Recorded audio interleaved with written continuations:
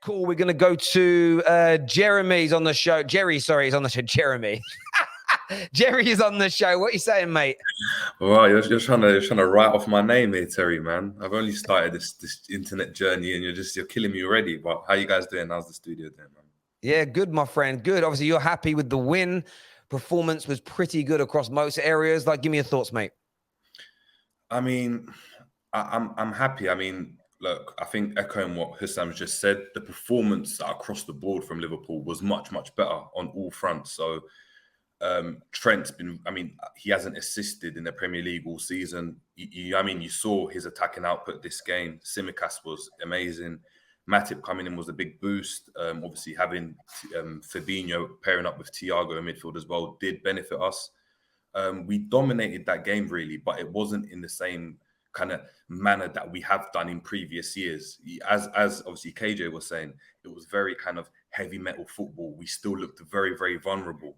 Our right-hand side was still an issue. And look, Hussam did mention it. And yes, like Trent, Van Dijk, they've been really poor. But when you've got 9, 10, 11 players that have been really poor all season, it does gear towards a systematic issue, because it's not now an issue in terms of like, oh, you don't get in football, you never get 9, 10 players all really playing really badly unless they're being instructed to do the wrong things. I was happy to see Jota. I think Jota coming in really, I think he's an in-between player. So you got polar opposites with obviously Bobby and Nunes. So Nunes is like obviously your big target man type of striker. You got Bobby, who's obviously the false nine. Jota falls somewhere in between. So he doesn't do the hold-up play as well as Bobby. And obviously he probably isn't as good of a target man as Nunes is, well, hopefully. But he's in between, and we saw our play was much better. We pressed much better. I'm still a bit, I wouldn't say dissatisfied, but my issue was that we relied a lot on individual quality in that game. So Matip driving with the ball, that's not a system, that's not reinventing ourselves as Klopp coined in the last game where he said, we're really bad, we need to reinvent what Liverpool do. This was putting players in place that can do a job to a better level. So obviously Matip is better than Gomez. So he's going to go and offer more on the pitch, especially on an offensive end. I mean, the amount of times he drove through the back and was laying off passes, that gives us a different dynamic in the midfield. But was there a massive change from what Liverpool done? I don't know. I don't think so. I don't know how that puts us instead for the season. But it was a good win regardless. Do you think Klopp needs to do this though until he figures out what's happening next in terms of Liverpool? Like, do you think he's reverting back to a bit of maybe older tactics, older style of play? Because like, right, I'll go back to what I know while I try and figure out how to integrate Nunes. How do I change it up? How do I stop this right-hand side from happening every week?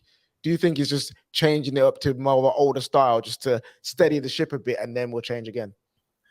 I mean, that is an argument that you could have. My worry with that is Klopp's teams have always been about high intensity running. And I don't know the stats for this particular game, but for every game we've played this season, from the Fulham game, we've been outrun by every opposition. That includes the Bournemouth game where we won 9-0. So, yeah, so this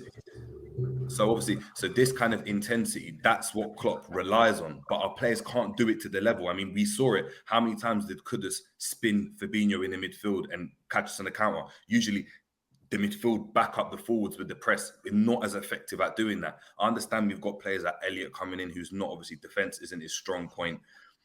But still, I think our running stats are so low, we can't go back to how we played. That's why I'm so adamant on a reinvention of tactics and systems. No, I'll make you right, JJ. I feel like Liverpool, I remember having this conversation, and maybe it's as you get older, you've experienced more things, but you've also become a bit grumpy in explaining them sometimes. So you often get the younger generation not listen. That's why none of us often listen to our parents. Old, chatting at a cloud. The way Liverpool have played for the past 4 or 5 years has been scintillating, but I saw this with Man United. I saw this. I've seen this with great Arsenal teams. I've seen this with Chelsea teams. You have to adapt how you play, otherwise you get found out. And also, systems and tactics changed. What we now 2012, 10 to 15 years ago, there's a style of football that everybody wanted to play. It's called tiki-taka. Tiki-taka, tiki-taka, tiki-taka. Nothing's going to beat tiki-taka. You can't beat tiki-taka. And then, I don't know if everything has, I don't remember the name of all the different styles, but then you had Real Madrid and Bayern Munich, and it was like they could play football as good as tiki-taka, but they were a little bit bigger, a little bit more physical, and they run harder. And they kind of bullied it off the football pitch. Who plays tiki-taka now? Of course, Pep has parts of tiki-taka still part of his system, but no one speaks about it anymore. Why? Because football continues to, I wouldn't say evolves as such. It's a cycle. It's a cycle. It's trends. It's trends. Exactly. So I look at Liverpool, a team that used to have both its fullbacks bombing forward. Maybe the subtle changes, we're going to go one up, one down. If Trent goes forward, Robertson stays back, and we create like a back three to protect ourselves. Because right now you don't have a Genie and a Henderson that are willing or able to do the dog work and cover the ground that the fullbacks give up. Exactly. It's subtle changes that need to happen. And that's why we're kind of seeing elements of. Also, you're using Mohamed Salah as more of a creator now. Mohamed Salah's creating more. Yeah, that needs to stop. That needs to stop. Go on.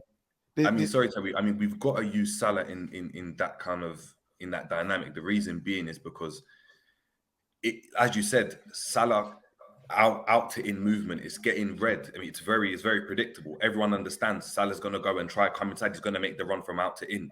What you've seen especially in teams that have a lot of the ball, you compare. I mean, look at City as an example. Their wide players are really wide. They're stretching the pitch because they allow the spaces for the number 8 and the striker to get into. Hence why Haaland, Gundogan, De Bruyne are able to get in the half spaces and really create. Our system means that everyone's, usually was really congested. So low blocks, so we're able to cope with what Liverpool are doing much easier.